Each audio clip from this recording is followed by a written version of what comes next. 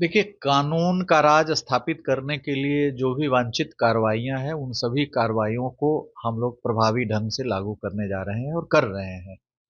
अ, police की जो कार्यप्रणाली है, वो कानून में परिभाषित है। रूल ऑफ लॉ कायम हो और रूल के जो वायोलेटर है, जो कानून के उल्लंघन करने वाले लोग हैं, उन पर सख्ती से कार्रवाई हो और चहुमुखी कार्रवाई हो, ऑल राउंड तरीके से उस पे कार्रवाई हो, ये हम लोग प्रयास कर रहे हैं।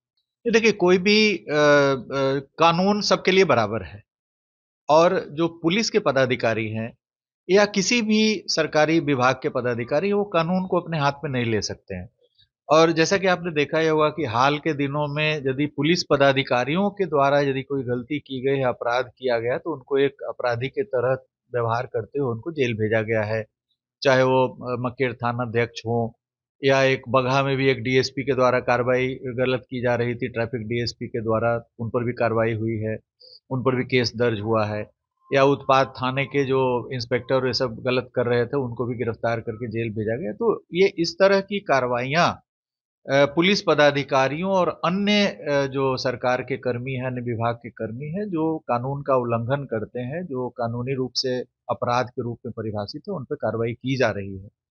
और जो हमारे अनुसंधान में लंबित कांड हैं, उनको कालबद्ध तरीके से पूरा करने की भी प्रक्रिया की जा रही है।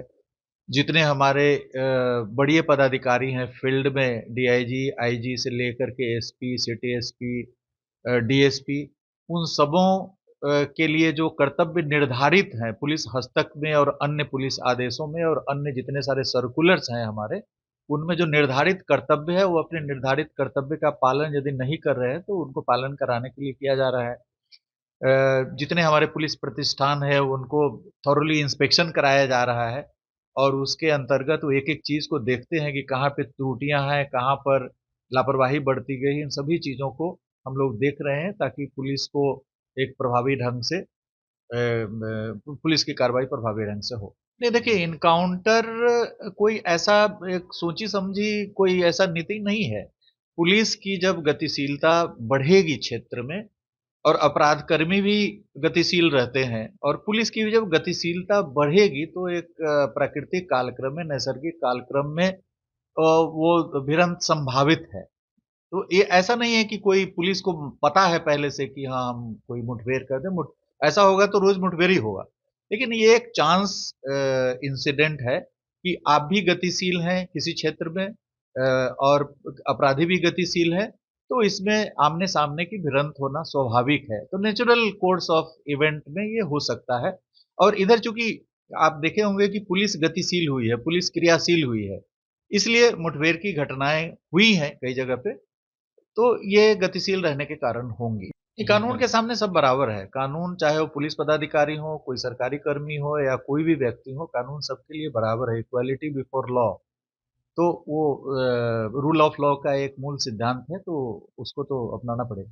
नहीं, ये तो पुलिस का काम है। हम लोग इफेक्टिव इन्वेस्टिगेशन, एसपीडी इन्वेस्टिगेशन करा रहे हैं। एसपीडी ट्रायल को भी हम लोग बुलंद किए हैं।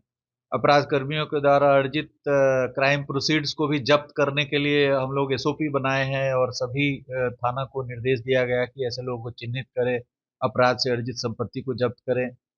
निगरानी जैसे ट्रिपल सी आप जानते हैं कि क्राइम कम्युनलिज्म और ये सब करप्शन वगैरह जो सरकार का एक मूल सिद्धांत रहा है। तो इस पे भ्रष्टाचार के क्षेत्र में भी अभी आप देख रहे हैं कि कई सारी कार्रवाइयाँ इधर हुई है, बड़े पदाधिकारियों के खिलाफ हुई है। तो भ्रष्टाचार पर भी हम लोग उसी तरीके से प्रहार करेंगे। आपराधिक कर्मियों द्वारा अर्जित संपत्ति को भी अटैच करने, कुर्क करने का भी प्रयास करेंगे और जो कांडों में स्पीडी ट्रायल भी कराएँगे और उनको यदि केस के इन्वेस्टिगेशन के दौरान वांछित है तो उनकी गिरफ्तारियाँ भी होंगी और यदि क्षेत्र के अंतर्गत अपराध कर्मियों की गतिविधि ज़्यादा रहेगी, क्रियाशील रहेगी और पुलिस भी चलंत रहेगी क्षेत्र में, तो मुठभेड़ की संभावना भी यदाकदा बनेगी।